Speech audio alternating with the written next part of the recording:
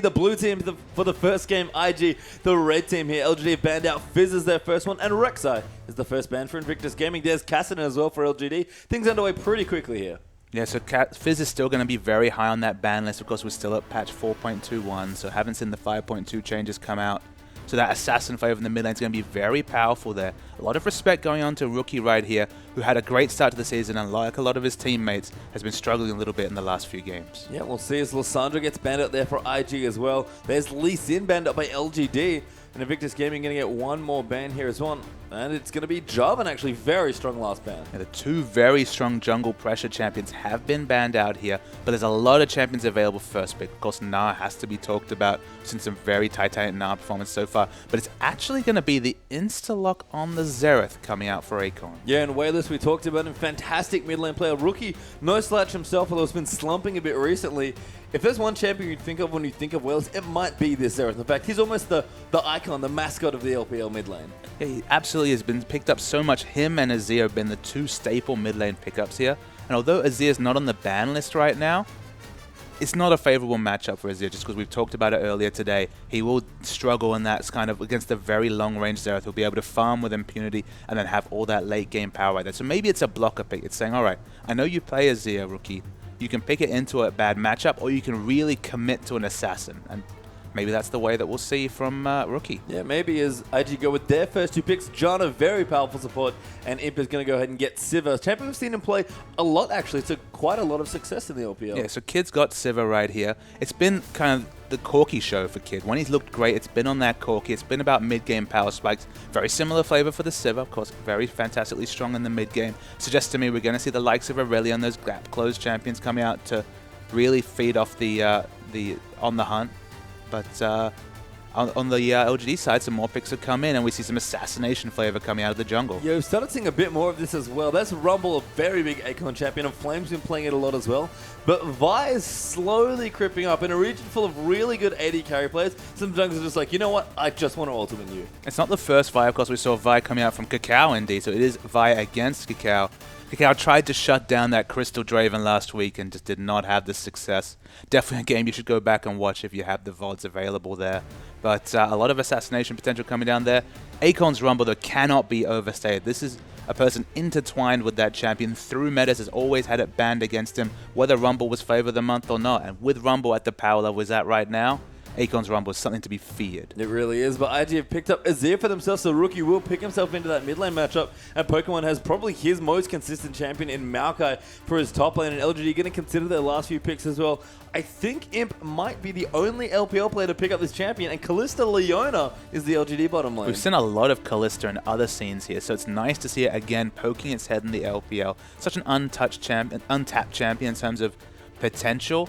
You look down this IG side, they do have a very strong initiating tank in Maokai, who is very good against Kalista, but if she's able to free, especially if she picks up the attack speed, is able to get past that Maokai, if they can bust that tank, can have a lot of power in the late game. Yeah, Kakao now considering his last pick as well. Don't have a jungler yet unless they want to go for Maokai. And this is something that Kakao's been doing a little bit. Has not found success from him, but Kakao is struggling as far as his team and his performance personally is going as well. And he's going to go back to a bit more of the old school Kakao style. No, he tricked me. It is Nunu as the last pick. Yeah, I know Spawn would have been super excited to see the Kakao Nocturne, a champion really associated with Kakao, but it's going to be the Nunu, which has found so much success for Clear Love and for other junglers in the LPL. The Nunu's been a standout pick.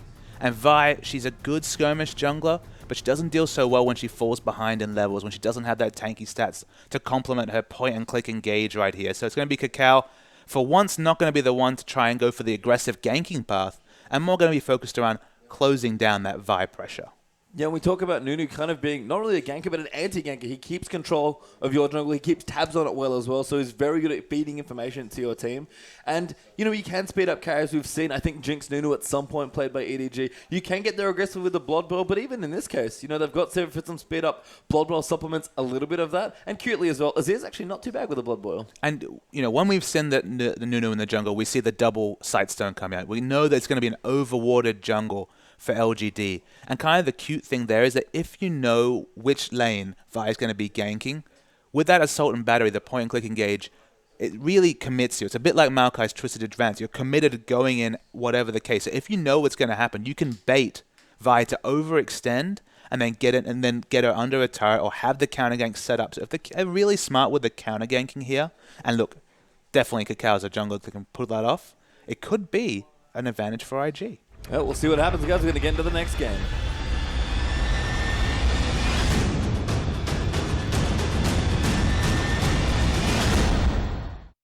Welcome back, everyone. LGD versus IG, our third match of the day here. Week 4, day 1. It's been one hell of a day of LPL, as it always is. And now the LGD on the blue side looking to pick up more points, continue their win streak, actually. They've been looking very good, and IG would really love to get out of the slump that they've found themselves in. Yeah, LGD are very, very much sniffing around the top places right here. EDG are in the prime position to be able to take that first spot, having 3 matches this weekend. But LGD, they're staying around there, they're sniffing around. They're going to be third or second, you'd have to think, after their match day here, unless IG can really rain on their parade. Yeah, and IG would love to pick up a few more points and spring themselves closer to the top 5 as well. And just as we look around here, looks like both teams are going to spread out fairly defensively for level 1. Rookie has been doing something a little bit different there in the mid lane with his summon spell. I think I've seen this once before in the LPL, but Cleanse is actually his summon spell choice. It's actually been seeing some use in the LCS as well. A lot of mid laners have shied away from Cleanse just because it's a purely defensive spell. You can't really use it to bait like Barrier, for example, which is very similar, or Heal. It's purely for removing the CC there. So it's to ensure that you can have that free ability as the Azir right there. I guess it makes sense because Rookie's very aggressive in his positioning. When we see Azir, we've seen kind of 2 flavors. We've seen the more damage-focused Azir with maybe the Abyssal Scepter or just straight into the Death Cap second, or the Zhonya's Azir, which is very much Rookie's item pickup of choice. He wants to get in the middle of a team fight, activate that cleanse if he needs to, and get the perfect Emperor's Divide in right there, and then use the stasis to provide it. Of course, there's always the potential when you go in so aggressive, when you have that aggressive mindset, you could get exploded before you can even pop that Zhonya. So having the cleanse as a backup, okay, in lane he won't have quite the same defensive or offensive option, but he has a very solid team fight tool in Cleanse. And the other person that did it as well, if I recall correctly, Cool's Cassiopeia was the last Cleanse wielder in the LPL, have it in their mid lane, which makes quite a bit more sense with how much movement Cassiopeia needs to just deal persistent damage. Is there maybe a bit of that going on with Azir as well? Well, the way I look at it is, let's say a Xerath took Cleanse, I'd kind of be surprised because Xerath does so much damage from a long range and shouldn't really be in a prime position in a team fight where he'll need to cleanse a stun. If he needs to cleanse a stun, if he's CC'd first, Xerath's missed position. But when you have a champion who needs aggressive positioning like Cassiopeia, like Azir, who have so much consistent damage coming out from their twin fangs and the spears of their soldiers effectively, I do like the cleanser just because if you're about consistent damage, anything to stop yourself being CC'd is so important. Yeah, and as we mentioned, Rookie's going to need something here. He's played decently, but never really been the same massive carry that he's looked like in the first initial games that they played. So we'll see if Kakao and Rookie, that KT Arrow synergy can come back here. Because in the first 6 games they played, they looked almost unbeatable. Yep, 6 wins, 6 losses. Now we'll look very closely at these next 6 games to see whether the veteran nature of the team, the smart and cooler heads can prevail, or whether it's a downward trend for IG. Well, LGD are looking on the up and up as well, so we'll have to see. 3 points is what both of these teams would love in this best of 2.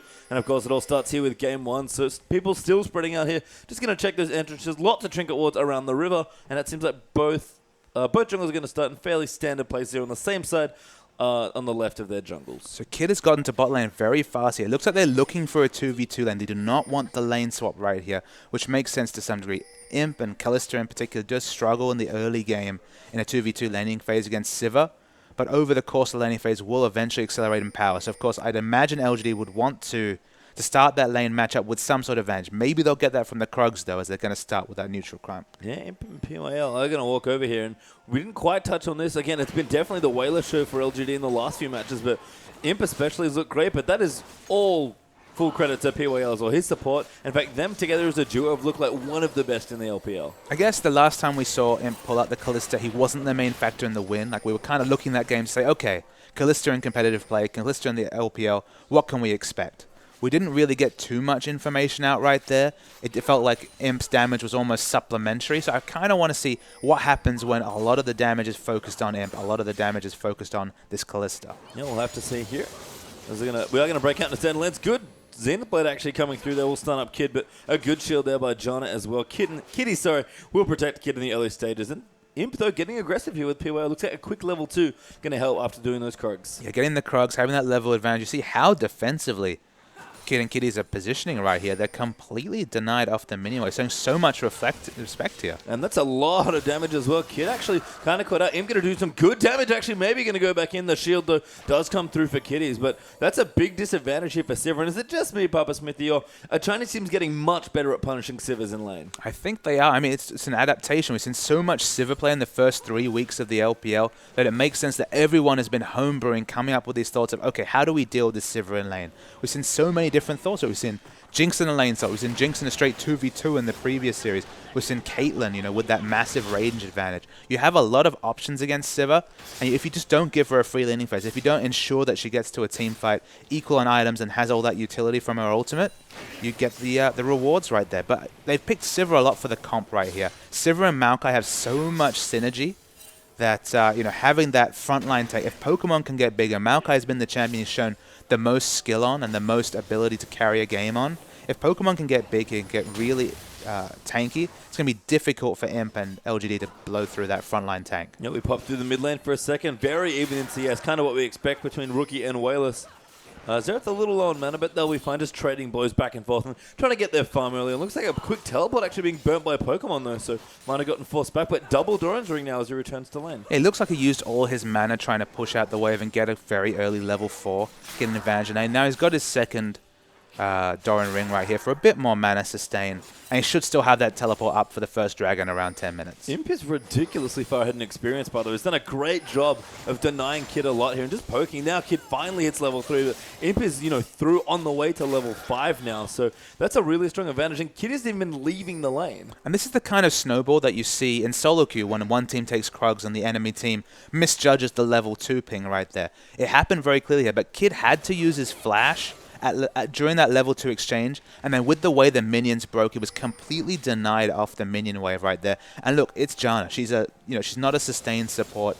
She can top you off, but there was no way that Kid could trade without his flash available. So he just has to say, all right, unless I get some jungle help in the bottom lane here, I have to just be hard denied, even though I'm Sivir, I'm the lane bully. Yeah, good stun there as well. Great tornado actually there for Kid is an answer, but the heal will get popped. Kid actually quite low. Imp gonna juke in there. The exhaust did come through, but Rend will get almost the kill as PYL's Ignite picks it up. Imp was very smart to hold on to the Rend till after the exhaust faded right there. He was obviously hoping for the selfish kill right there, but the lane advantage they've got now, 20 CS and a kill on the AD carry, massive bot lane advantage for LGD, and this is why MPYL are revered, because they are very, very strong laners. Yeah, so rare as well for a 2v2 kill to just happen in a lane at this level of play, so very impressive stuff there. And Kid, again, who played very well in the opening of IG's games, has not played nearly as well, and it feels like it's not just, it's not lineups, it's not Kakao specifically. Everyone on IG just is either getting figured out or is just not playing nearly as well as they were when they opened. And it's one of the few Korean-Chinese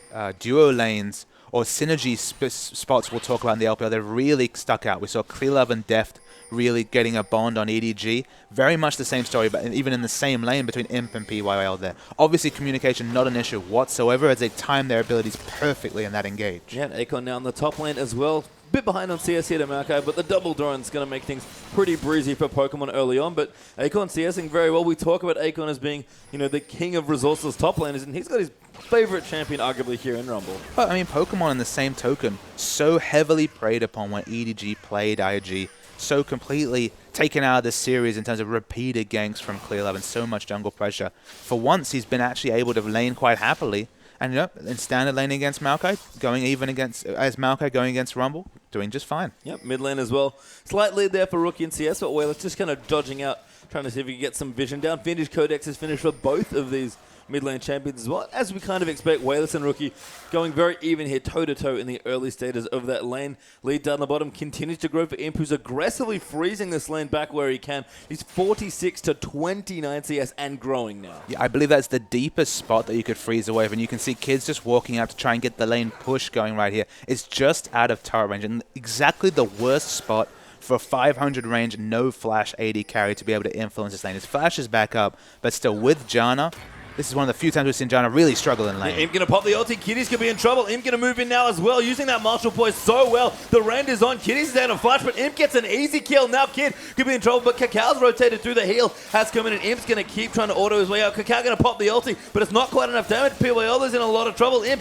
going to keep cutting back. A good flash laid there from PYL to keep him alive, and Imp's going to keep going. He doesn't quite have enough left. and Kid and Cacao will get the trade. Yeah, I thought he might even be able to get the Ren kill on Cacao, but it was smart rotation coming out from him. A 1-for-1 trade, given how the lane was going, is massive for IG, especially Kid picking up the gold right there. Looking at the gold versus, he's already 600 gold behind. That would have been close to 1,000 if he hadn't picked up that kill. But still really nice play from the bottom lane of LGD. You talked about it, the Korean-Chinese duo still looking strong. And Imp, I believe when questioned about this team, said, you know what? I could have done a lot of different things. I had lots of offers from teams, but I wanted to play with PYL. And there's a lot of Marta synergy, Marta-like synergy between the two. Very similar supports, aggressive with their warding, smart in their laning and use of abilities. And just the ability to communicate that power spike in bottom lane, which completely caught Kid and Kitties unaware, has basically won them this lane. It really has, and Wayless now returns with a bit of a power spike on his own here. Blue Earth being picked up for himself. Looks like Azir's already gotten his, so Rookie going to go back and do some shopping now. Gotten himself a Morella Nomicon. Very swift on that particular item timing. And TBQ or Chuen has definitely been just slowly farming up the jungle. 32 CS here. Ironically, the same as Nunu, who doesn't have much AoE clear, so I would have expected a slight CS advantage coming out for Vi. He does have the Assault and Battery available right now, so where he first uses that ability will be really interesting for me. Yeah, Cacao up towards his red buff as well. Going to nom that away. Consume does have 2 points there and 2 points in Ice Ball. So spreading those points out early on, just wants to make sure he gets the maximum amount out of his and Nunu in the early levels. And Cacao, this is the thing that was maybe my question going into this draft is, it's a fine pick here. We've seen Clearlove play Nunu to great success so far in the LPL, but just not really a Cacao champion.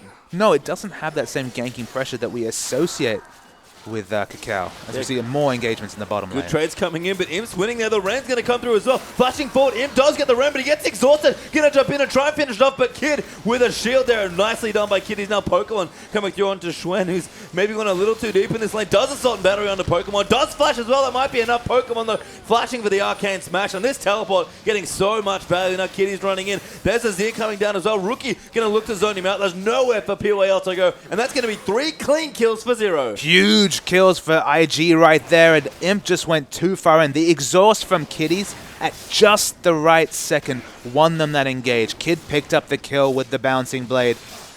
Imp went far too aggressive. He even flashed under turret to try and get a kill trade right there. And then just LGD were hopelessly exposed. They were so far overextended that there was nothing they could do to influence that fight. 3 kills and then an objective.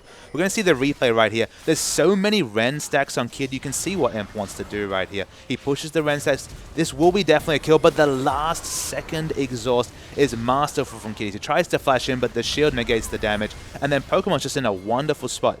Chuen is already overextended, but hasn't used Assault and Battery. We asked about the first Assault and Battery. It's used completely in vain right here. Azir's the first person to rotate down, and just completely rotationally outplayed at IG, just from the smart exhaust from Kitties.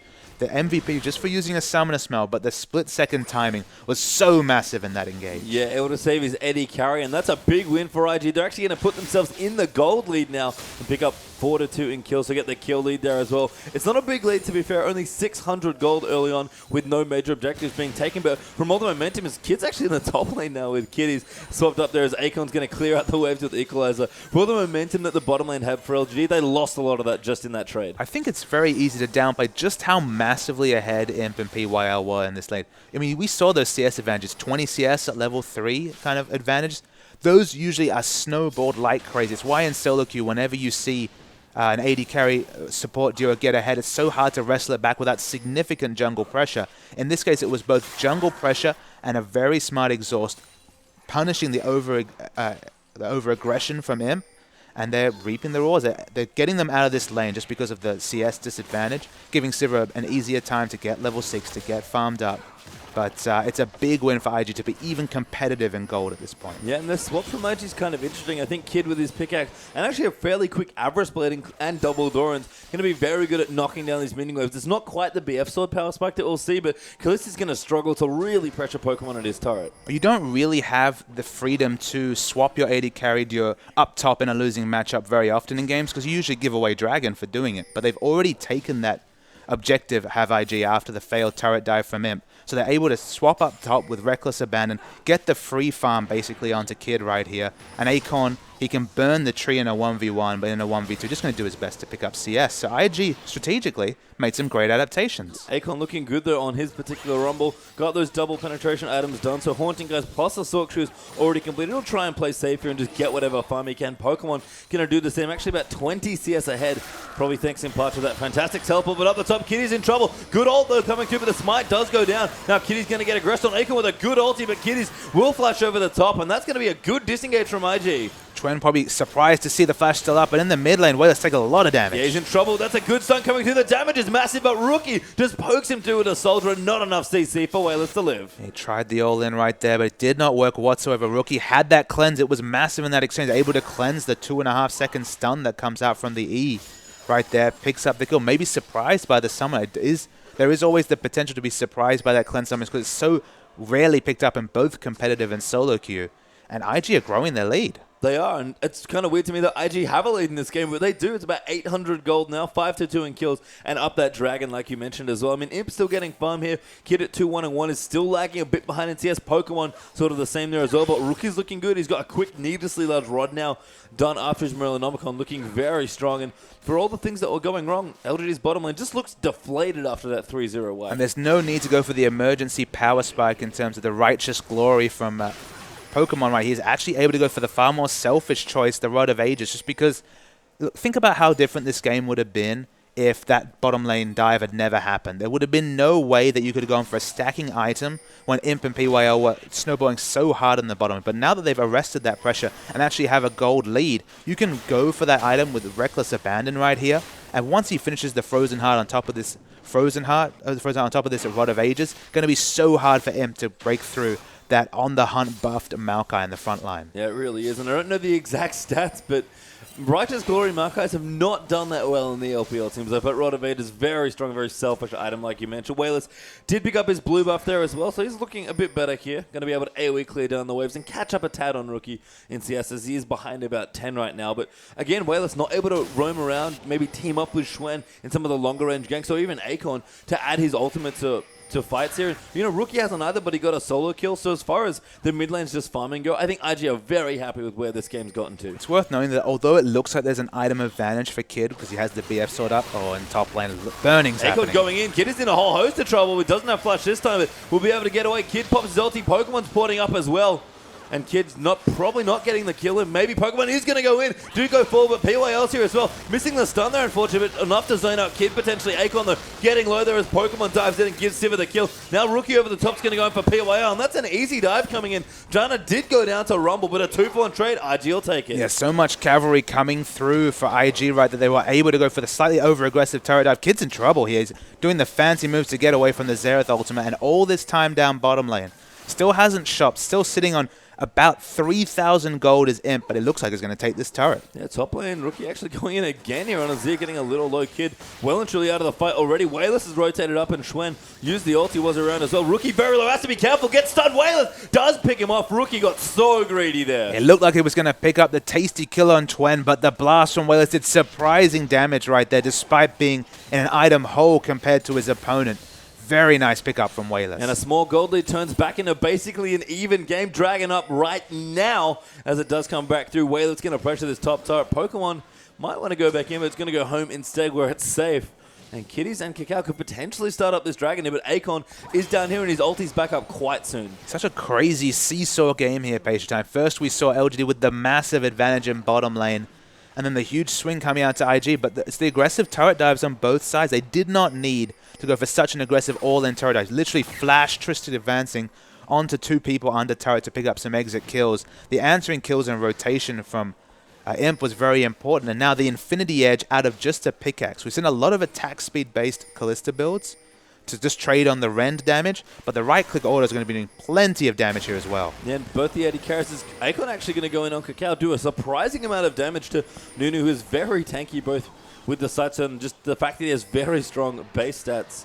Kitty's going to ward up the back, though. Dragon is going to be the next consideration. Do have a pause, though. So we'll wait, of course, until that perspires. But ADK builds are interesting to me because they both went for the same build. They got the pickaxe into the Avarice Blade, and Imp's clearly come out on top here with a quick IE. And people are still feeling out what the correct build is on Kalista. Is it going to be the IE Rush? Is it going to be the attack speed by the Ruin King? I'd expect it to be the auto attack based abilities because Rend is such a strong ability until it's nerfed, but there's a lot of power there. Yeah, we'll have to see here. That dragon fight could be interesting as well. As we do pop back into the game. Whalers here trying to poke over the top there with his Zereth. Does have blue buff for a short while longer, so going to be able to use that to his advantage. Although actually getting this dragon quite low. They've got it to about 50% health. Schwen maybe looking to go in. Dragon resets a little bit. Good ultimate comes in there. Almost takes Kid. Pokemon going to dive in the back. PYL going deep as well. Whalers picks up Kitty's Cacao. Uses his ulti. PYL looks very dead and goes down to Cacao. But Cacao going to be repaid in kind there by Imp. Now Rookie going in over onto Schwen. Does get the kill. Imp very low as well. Going to get killed by Kid. And Akon now trying to run away. That's 3 for 2 in favor of IG. And Rookie once more does not chase, but a good fight around the dragon. 3 for 3 overall. I mean, you have to talk about first the amazing equalizer on the choke point, on the steps right there to completely split IG's comp. But then the Emperor's Divide from Rookie was just as good. I really hope we can get a replay out there. It's just 2 players with excellent knowledge of their champion pulling out massive cooldowns that seesawed the fight. It was overall even, but really exciting. And of course, the biggest news there, Dragon's still up here, so IG only have the one. LGD still without their first, but are going to be able to contest as they reset for yet another potential Dragon fight here. So we'll see what happens here. No major items don't quite yet. We're actually tagging Kitties with the Xenoblade. Whalers following in there, coming through. That's a good amount of AoE damage. Does not... Oh, actually popped his ulti. I think Whalers might have misclicked that button, or it's not quite up yet. That's quite hard to tell. Yes, we can't really tell right here. The only thing we know about Whalers is very low on mana right here. He's waiting for it to regen a little bit. The poke comes through, but nope, IG take the dragon. Yeah, Whalers did not quite have his ulti yet. It's up right now as it will come back through there. But IG do get their second dragon. Good reset there by IG to resecure it. And Whalers, despite the catch, couldn't finish the kill on Janna. Couldn't get the exit kill right there. Important to get that second dragon. It felt like the game was going to start to swing towards LGD, especially as that picture-perfect equalizer came out. But IG, they regroup fastest. They pick up that dragon. They get the benefit of the Nunu pickup right here, and they're looking okay moving into this mid-game. Very even despite the 1,300 gold lead for LGD. And unfortunately, Whalers, 2-1-0, not too bad. Decent amount of CS, although slightly behind Rookie. Didn't have the death cap finished up for that potential dragon fight after the reset, so couldn't go in and get it. Now completed, of course, just after that dragon's already gone, but he's going to be a little sad that if he had the death cap, that John is very dead. And we've had the microscope on Azir builds all throughout the LPL. We've been talking about how the aggressive positioning coming out of the Zhonya's makes it a very attractive buy compared to the death cap. Sitting on about 1,700 gold, Rookie can choose either flavor right here, but I'd be surprised to see him not go for the Zhonya. Yeah, we'll see. Whalers going to pop over and get the blue buff there, so Schwinn going to help him out. Rookie going back to base. We'll see what item he does want to go for here, and it is the Zhonya's, Papa Smithy. I mean, the amount of space control. You saw the Emperor's Divide at the end of that fight, splitting up the team. Having Cleanse, the Flash available for the next fight, and the Emperor's Divide, so much potential space control. The ability to be a frontline initiator and then go into stasis, be effectively zoning the enemy and then being able to be untargetable. It's what Lissandra trades upon. It's why she's such a popular pick ban champion. And Azir with a Zhonya's has much the same flavor. Yeah, we'll see. It looks like Akon's actually finished his next major item as well. Go for something a little different now. Ryla's Crystal Scepter has been finished on Rumble. I mean, a lot of Rumbles have kind of dropped this item from their core build, focusing on the Zhonya's for the overheat damage in the back. But Akon, going back to a very traditional item build here, it makes the equalizer that much more potent in terms of slow. Adds up to probably about a 45-50% slow. But more importantly, the ability to chase. It gives so much chase power to Rumble because all his abilities are probably that slow. Here we are going to get knocked up there. Kalista altered there. Imp will get the kill into Rookie. Empress Divide, not enough. Now Kitty's going to get chased. Schwen goes for the dunk, and Imp gets a double kill very quickly. So LGD looking really strong with that little exchange. Yeah, I believe Rookie, they just underestimated the damage he was going to take. He dies with the Zhonya's available still. They use the Emperor's Divide, use the Cleanse, but no time to use the Zhonya's. And LGD, they're trying to rush down this Baron. Yeah, here comes Kalista. Baron power here. 21 minutes in, a very early Baron here. Teleporting's coming in for Pokemon. Imps maybe looking to finish it, but they are going to disengage Pokemon right in the backlines where he wants to be. The Equalizer goes down, but Kid gets the first kill into PYL. Gets zoned out there though, and Imp maybe he can re-engage here. Doesn't quite go for the autos on the Scuttlecrab to move forward. Akon, they're going to flash forward. Kid will try and turn around. Whalers looking for the W, won't quite find it. The Q, though, will look in, but it doesn't quite hit onto Kid. Has to give that up instead, and they'll actually reset off the Dragon. Whalers almost gets that kill onto Kid, who just lives. But a 2-for-1, they'll take it. IG stop the Baron. Even though he has to suicide to do it, Pokemon does stop the Baron. By far the more important thing of that trade right there. They get 2 exit kills on PYL and Chuen. IG, they're staying in this game, but it's such a game of inches right here. Feels like every time one side gets a decisive advantage, the other team steps up and goes for it as well. It's been super back and forth, but if I have to give credit to anyone here, it's not who I'd expected on IG. Pokemon has been playing quietly. He's on Maokai, of course, the champion has shown a lot of competence on, but his teleports so far this game have been on point. I think what other teams will learn from watching this game is that Pokemon, when he's left to his own devices, is actually a very capable tank top lane player. It reminds me of Godlike, also Ackerman and his other name changes over the years in terms of being able to play those tanks with a great proficiency. And it's only when he was really put behind by EDG, but forced to operate on emergency items on champions like Rumble, that he really fell away. So it really opens up that focus Pokemon as a strategy. But that's extra information for IG to work for. If they know that's what's going to happen, they can ward for him, just like OMG are always focusing on warding for Go-Going. And it's give him a few more tools to succeed with. Because if he gets that Maokai, if he gets a free laning phase, his target selection in fights and just his overall general team fighting is quite good. It really has been. And for a lot of games in the LPL where we've seen so much dragon control, I feel like this has been one of the more topsy-turvy games, and it's quite rare. I mean, the dragon kind of got snuck away by IG for the first one. They've consistently contested for each dragon that's come up as well. And as far as close games go, we haven't had too many in the LPL, but this is shaping up to be very close between these two Even teams. more simply, how many series have we seen where there were more than 2 momentum changes? It's usually been a team gets ahead, wins. A team gets ahead, there's a big turning event, the other team wins. It hasn't been consistent topsy-turvy game, like you say, but this has been it. It makes it exciting. It's good to watch, but you have to feel like neither team's getting ahead enough on vision. Neither team's getting ahead enough on controlling those side waves to really push their advantages. And then these split-second fights, these decisions-making and team fighting is so even across the board. IG have definitely stepped up. We thought they might get blown away by this LGD team who has been in form, but they've been very competitive this series. And well, in this pause as well, as we do have the game paused for a slight moment here, Papa Smithy. Maybe looking forward, it's a pretty even game so far. Just glancing quickly over at the gold. LGD do have a slight lead, but nothing massive. Is there anything compositionally that we might look to as we move towards the later stages where more 5v5s will start happening? I have to bring up Pokemon again, picking up that Maokai. Maokai in a late game team fight, when you have Rod of Ages, when you know it's going to be 3,500 health Maokai with a lot of armor, probably going to be the Frozen Heart or maybe the Spirit Visage coming up next. Very hard to peel that tank off, especially when she has the on-the-hunt movement speed right there. It's going to be hard for Kalista to get through that front line right there. And Kalista's all about applying that Rend to as many people as possible, getting those assassinations with that ability. Of course, it scales up in terms of damage. It doesn't scale up that much in damage if you're auto-attacking a 300 armor Maokai. No, and I did like, though, that LGD clearly went for a quick Baron using the power of Kallista's Rend. I mean, it's one of the things that you kind of talked about a little bit. Actually, we mentioned it a couple of weeks ago when Spirit was doing a lot more split pushing. And one of your thoughts is, you know what, we could actually do this with a Kallista comp because having a Smite-esque ability with Rend makes objective control quite a bit easier. Usually when we're talking about that, it's going to be a more attack speed-based Kallista. Usually it's Blade the Ruin King, or if it's North America or Europe, the Hurricane build. Just because Rend adds up so quickly over structures. It has an AD scaling, but when it comes to neutral, it's mostly going to come out of attack speed. And this is the Infinity Edge Kallista. We haven't seen so much of this in competitive play. It still has that burst, of course, to critical strike. It of course, will add up with critical strike modifiers like attack speed. Probably going to be the Static Shiv coming out next. But when it comes to securing damage on a buff, definitely can't compare to the attack speed builds. Oh, for sure. And Imp's kind of been feeling out this champion. I think he feels like he's comfortable playing it. He likes it a lot, but hasn't quite settled on ability yet. If I recall correctly, his last Kallista build was, I think, Blade of the Ruin King base. So he's definitely getting a feel for the champion still. I mean, I guess the only theory that I can apply to the Infinity Edge build is he realizes that Kallista with attack speed is never going to bust through a Maokai. So go for that more traditional Infinity Edge, Static Shiv, Last Whisper, and give you a chance to take him out with auto attacks rather than trading on that Rend. Yeah, and Static Shiv has been completed now as well. So 2-item power spikes pretty much across the board for LGD actually, with the Rylo's done for Rumble, the Rabadon's done for Wayless, and the Static Shiv now with the pickaxe actually finished up for Imp as well. But things aren't too shabby over on the IG side. We've got Zon, he's completed a little while ago actually by Rookie. Pokemon's on the way with his Rod of Ages, plus probably quite a bit of gold to go. Well, not too much, unfortunately, for him.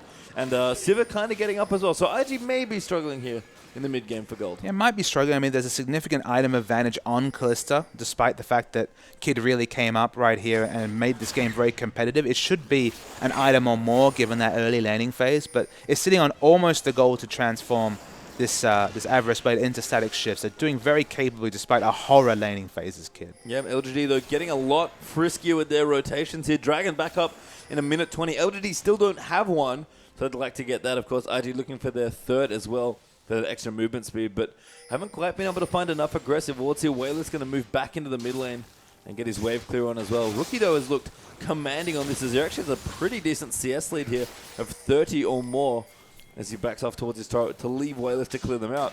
And this game, again, very balanced. It's very balanced. I feel like the Equalizer versus the Emperor's Divide will kind of be the defining teamfight ultimate usage right there. You'd always give the tilt to Akon just because he has so much experience with that ability. Already showed his proficiency with a wonderful Equalizer in the earlier Dragon fight. But the Emperor's Divide from Crookie was just as impressive. And with the cleanse, with the flash, with the Zhonya's, he can get in very aggressively right there and change a fight with that summoner spell. Yeah, big item here for Rookie now as well as we move into our next Dragon fight about 30 seconds away. Rookie's got a Stinger, so he's pretty much at maximum power for this stage in the game for an Azir. And if they're ever able to control a choke where they have multiple Sand Soldiers down and maybe Nunu using the absolute zero right there to slow attack speed and movement speed, going to be so hard to go through that locus control. So much damage and so much space control between Nunu and Azir. Whalers, I think, just stole the blue buff, by the way, with his ulti. Very nicely done. So that's actually going to give him a big edge here around this fight. Lots of poke coming up from that Rabadon's Death Cap Xerath. Yeah, the mana sustain not as big an issue for Azir right here, but really wants those cooldowns right here. He's actually got the Blood Boy applied to Azir, so we'll remember that as we might see an engage come in. Nope, Rookie, they're just looking like they're going to rotate. Yeah, I did hope that we'd see the Blood Boil and Rookie, and it seems like that's the case. I mean, it does make the Sand Soldier attack faster, and that's a big core part of Azir's kit. That's why you see the Stinger. It gives him cooldown reduction and attack speed, which he really scales his damage off right there. So it does make a lot of sense. It's an interesting synergy right there. He doesn't have to worry about applying the Blood Boil to Sivir. Going to probably focus it on this mid laner who's going to look to position aggressively anyway. And with the movement speed, the stasis, the ultimate, and the flash cleanse defensive summoner choice spells, a lot of this comp is surprisingly about Rookie. Yeah, I mean, Azir is just a weird champion, right? He's kind of an AP auto attack carry, which isn't really the sort of champion we're used to talking about, but it does make sense with the way they complex out. I like to pick up here from Cacao, playing the Nunu, and IG battling out of a bit of a hole, but looking fine here. I mean, the only real analog you can say is something like on-hit Teemo or maybe KO, which saw a bit more play. Mainstream play? It definitely does scale in a very similar way. You see similar item builds, just can't build that Nusha's Tooth because, of course, they do not apply that on-hit effect. No, it looks like IG going to take out the top turret now as well, so get themselves actually their first turret of the game. Yeah, that's the first one they're taking it out. We're actually pretty deep into this game, and only 3 total towers have been taken out. None of them sun turrets either, so thank you, Rookie, for not trolling the spectators here. Whalers continuing to wave turret. That might be part of the reason we haven't seen too many towers, and a lot of the fights have been for Dragon. I mean, with all the wave clear mids right here, it makes sense to see a bit less turret destruction. You know, it's very hard to push in on either Azir or Xerath, so the mid turrets have largely stayed undamaged in the mid lane here. The side lane turret's starting to fall right here, but it's been a very slow turret snowball, and Cacao started off the game very impressively. He's probably going to be happy with the pace of the game. This 0-3-3 is his jungle opponent, this Vi. And Vi, when snowballed, when she can afford to go damage, like a Trinity Force, can do a lot of surprising burst damage in a fight. But when she just goes tanky, she's basically a glorified ultimate bot. Yeah, and Akon just poking kitties there over the top of the wall as well. Kind of on split push duty here as Akon does have his teleport back. Dragon's not available, so getting control over this area right this minute, not of super important, but still good to have control over the map. In fact, both teams are really vying for control, and with not many turrets being taken out, it's actually kind of hard to get control. Kitties could be in trouble. It just misses the Vault Breaker there. Will Schwen. Kitties will back off there as well. So LGD clearly trying to get some more deep wards over on the right-hand side of the map. So Pokemon's freely farming in top. Actually, Akon's going quite a CS lead over Pokemon, 60 CS already. Starting to get some cost-effective tank items in his Pokemon, but the real power spike for this Maokai will be when that Spirit Visage, so when that Spectral Cow and the Warden's Mail translate into their full items, that's when the real tanky Maokai we know and love will show up. Yeah, so Pokemon's still working on that, but does have some strong components, and as you said, very cost-efficient there as well. POA are looking around, trying to get some vision. Baron, we saw LGD try and do it at about 21 minutes, and they're pretty keen to do it if they feel like they've got a chance to. Pink ward's going down. Just, again, trying to maintain control of the area. But in what's been a very back-and-forth game, we're kind of a slow 5 to 10 minutes here. And it just seems like both teams don't want to make any more mistakes. And the team fight's going to be so interesting because IG are all about diving in. They're all about getting onto this hyper-mobile carry whose only real weakness in a team fight with that passive is just maybe a Maokai Twisted Advance. The targeted CC is the strongest thing you can pick against a Kalista. And with On the Hunt and a fairly big Pokemon Maokai, you can see the strategy they have right there. But the dive still comes through from, I mean, once you pick a Jinx, it's all about dive as well. And Twen's going to be trying to go through so much AoE CC between Absolute Zero and Rookie here. So whoever's the more successful diver will probably have the win. LGD starting the Baron again, spotting that Kid was down towards the bottom half of the map. But IG respond very well and make sure to zone them off it. But LGD, they're definitely keeping the threat of that Baron alive in IG's mind. Imp has got 3 damage items now on this Kalista. The Emperor is very, very large. Finally justifying that early laning phase with a significant item advantage over Sivir right here. But again, Maokai is pretty large too and does have all those abilities to gap close on top of the Kalista. So you look in terms of peel on the LGD side, minimal peel at best. It's going to be all about the engage. So this controlling of space in a fight and just how much the maneuverability of On the Hunt provides, I feel like the utility of Sivir might make up for the lack of damage output in terms of the items. We'll have to see here. A small lead for LGD, still at 1,500 gold or so. Dragon back in a minute 25, so both teams will be likely having a fight over that next Dragon. It will be IG's third and LGD's second to catch them up in the race for that objective. Kid gonna look to get the blue buff here. Does give it over to Rookie, of course. So Azil will be very happy to have that for the upcoming Dragon fight. And Rookie has been playing very well on this series, getting ahead. POL could be in trouble. Kid gonna pop his ulti there. Kalista not quite in range for the ulti, forcing the flash out from POL. Kakao though has popped his ulti, but Schwen will actually ult him to cancel it, but he's gonna go down. Nowhere for that Vi to go, and that's basically a free kill for IG. Oh god, in the back there was it, just dominates Rumble. And Rookie's outputting so much damage on this Azir. Yeah, both Wayless and Imp were completely unaffected in that fight. Weren't able to get in whatsoever, and IG fighting around their comp very smart, and they're going in. They're going in on top of him. The heal does get popped. Pokemon could be in a bit of trouble. Does get rendered, gets chunked to about 50% health, and LGD will defend their mid turret and their carry with the rest of their carries that were left. But IG have plenty of space to do this next Dragon now. The issue is there is 30 seconds, and they have flashing low health bars with people coming back on the LGD side. So both teams are probably going to get an option to go back and shop, and we might see a fairly even team fight once again. Basically a reset after the first 2 kills came in for IG. Yeah, Wheeler's doing the smart thing as well. Sticking around in case they did do the Dragon, he could poke them off it as well. And his blue buff is actually up, so if he wanders over now, tries to pick that up, that will give them the poke advantage as they move into the Dragon contest. Yeah, and so much gold. Actually 2,800 unspent gold on Kid. He's probably going to go back and pick up the components. It looks going to be the Bloodthirst. I thought he might have considered the Last Whisper, but no, true frontline tank coming out from LGD. Makes sense to go the Bloodthirster route right there. And LGD, they're just trying to get position on this Baron again. They cannot afford to give the 3rd Dragon to IG. Yeah, and Rookie's finished up his death cap now as well, which explains why he did so much damage to the LGD front line. It's a bit awkward between Vi and Rumble, but they really are the ones that are standing in the front trying to soak their damage, and Rookie's just doing far too much of it. He'll start the Dragon up by himself now as well. LG looking for a pick. This might be a free Dragon for IG. I mean, the big issue for LGD right here is they've picked that pick initiator in terms of Chuen right here. If he gets ahead, gets super tanky or does a lot of damage, it justifies the pick. But he has no dive buddy whatsoever here. It kind of feels like the flavor of those Nocturne comps, where Nocturne jumps in with the darkness, then gets focused down and dies. And that's really all Chuen can do at this stage, 0-4-3 at 30 minutes. Yeah, just couldn't find impact for those early ganks either. And LGD have been trying to get some map control here with especially Imp's damage on Kalista, helping them around the neutrals. But IG have been on top of contesting things up against IG here and have kept the vision very neutral in this game. And for IG, as far as their comp goes, especially with Rookie scaling up with the Nunu Blood Boil, they're very happy if this game goes a little slower. And you mentioned the Nunu. That was Kakao's job this game. That's been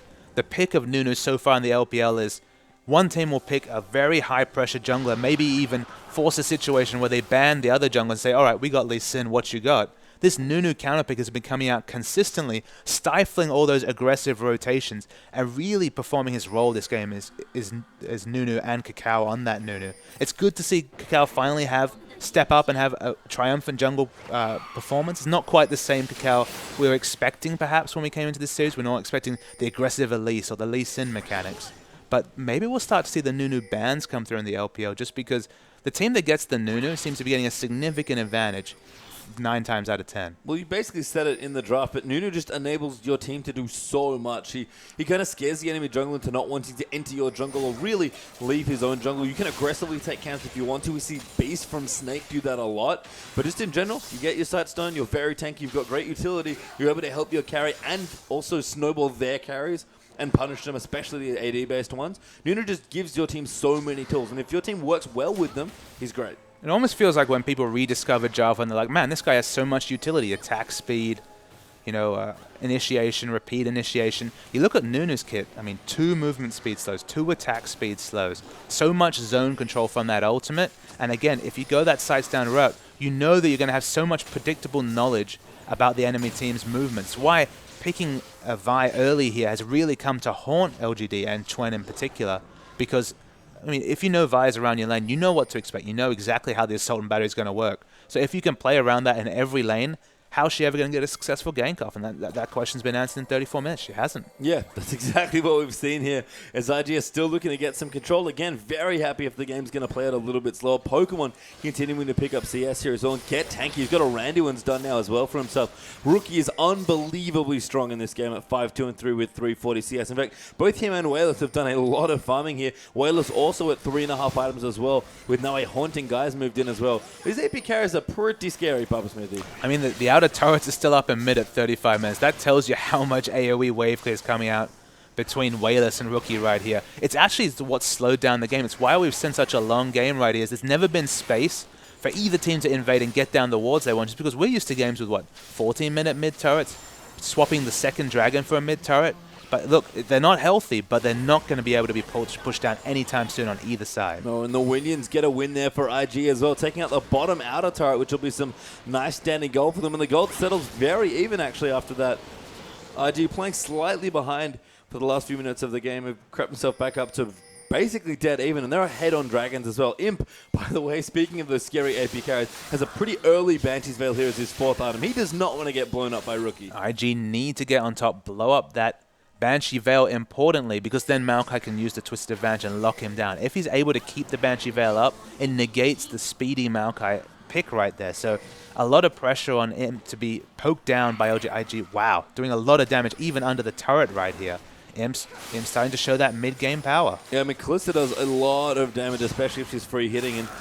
And with how mobile she is, she kind of has the Ezreal-esque hyper carry status on her. The good shield will come through, but that's not enough to keep that mid turret protected. And LGD will finally fill the outer ring of turrets after 35.5 minutes. Baron's been looked at multiple times. We've had dragons being taken all across the game. And apparently it's the turrets that are the tricky objective this game. 35.5 minutes for your 3 outer turrets to come down. OMG will be crying in their sleep with a mark like that. But that's just been a reality of this game. It hasn't been poor rotations from either team. It's just so much sheer wave clear. And then, of course, the aggressive, assertive ganking jungle getting completely stifled, and Nunu, of course, having less than ideal ganks. It's just meant that there was so much space and so much time for blue buffs to be donated and waves to be cleared for 35 minutes. Yeah, you mentioned it. If it's anything about rotations, it's actually very strong rotations by both teams that have kept the turrets at a very neutral position. See POL trying to clear out wards, but doesn't really want to meet Rookie again. This Sensor is already doing plenty of damage, and Rookie will fairly aggressively defend his ward there now.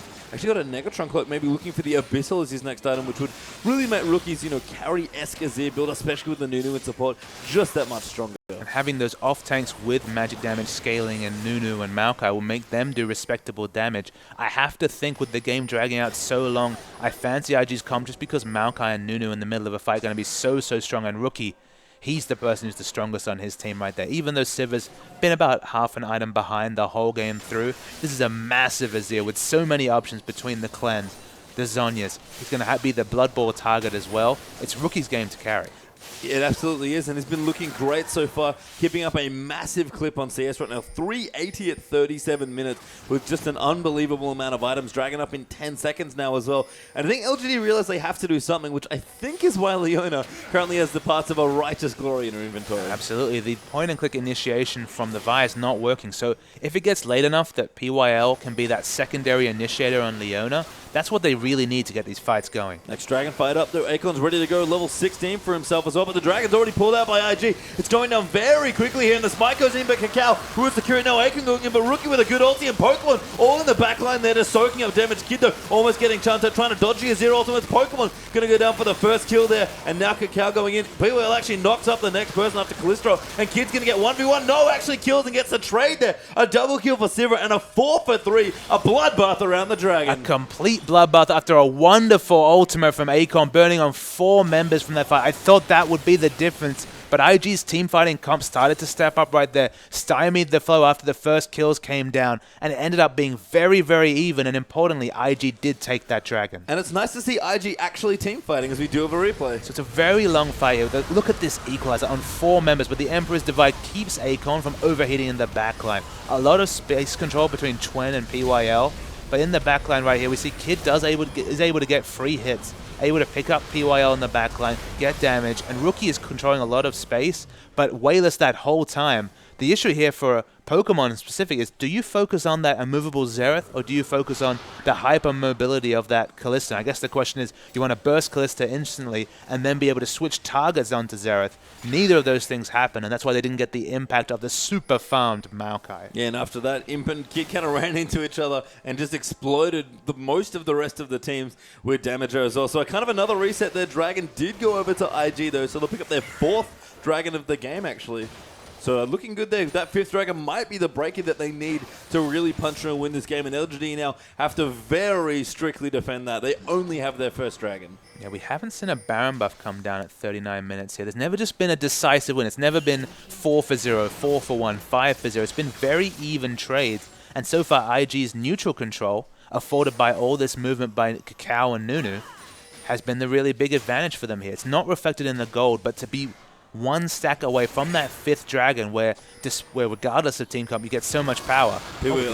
He's in trouble there. Oh, good Callisto will pull him out. Imp's like, yeah, I'll keep you safe, buddy. Actually, Akon teleporting down as well. Maybe look to go in, but doesn't quite pull the trigger on the ulti.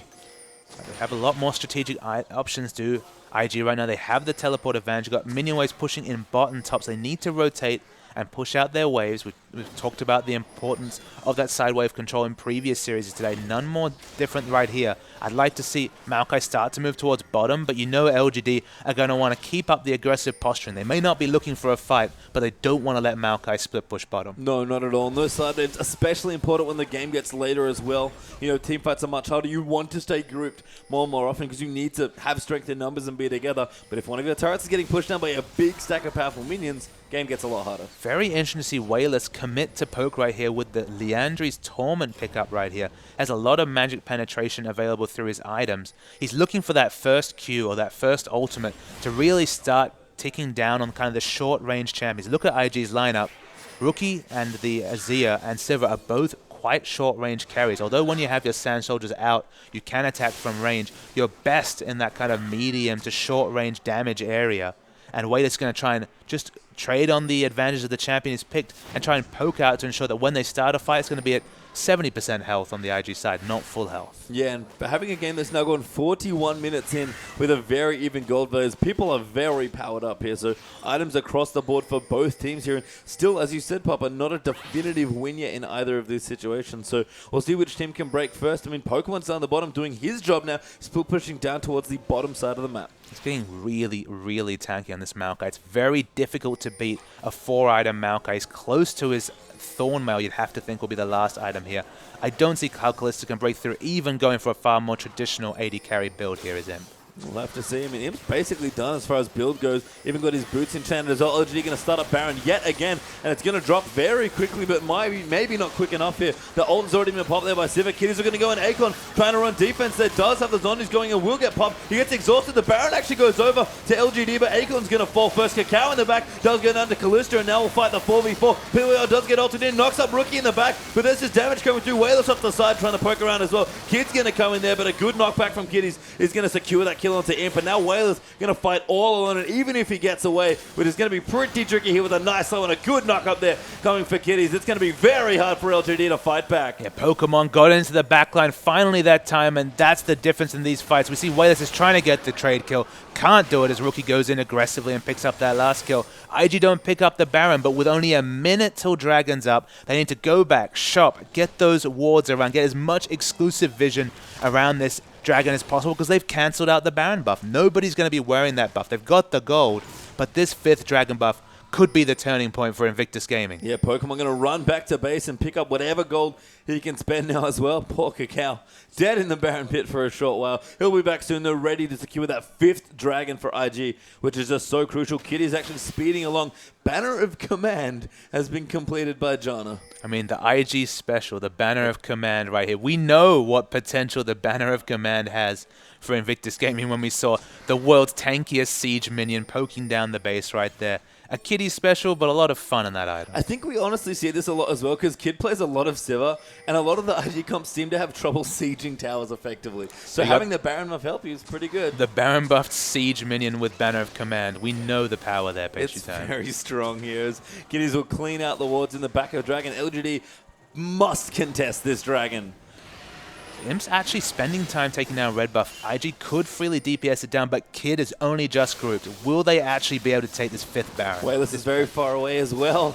And Dragon, it feels like Baron buff. It's going to go down quickly. Vi going to look for it, but Kid's going to get it. And IG are just going to explode now. Acorn in the backline going to get DPS down. Rookie just going in so aggressive. Cacao and Pokemon even running through as well. Imp is trying to cut, but he's got nowhere to go. Cacao goes in.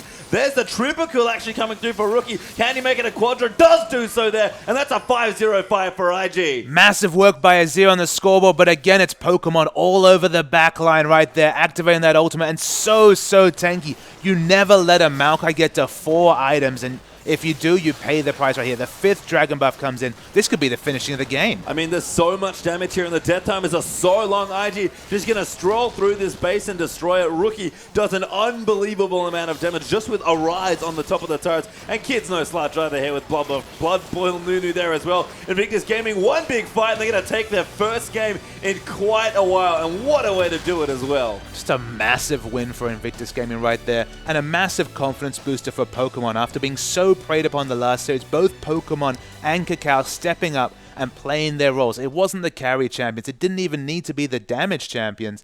It was just their excellent dragon control on point from Cacao that whole game.